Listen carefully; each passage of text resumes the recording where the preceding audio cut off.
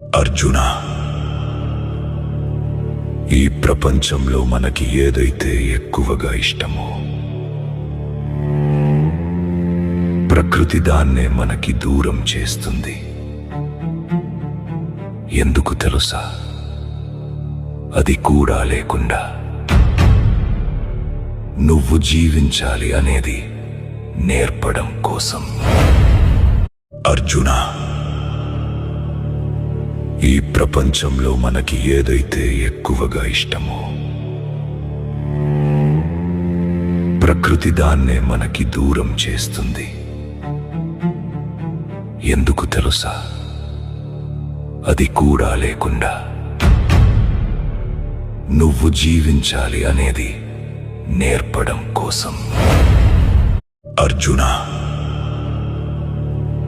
ఈ ప్రపంచంలో మనకి ఏదైతే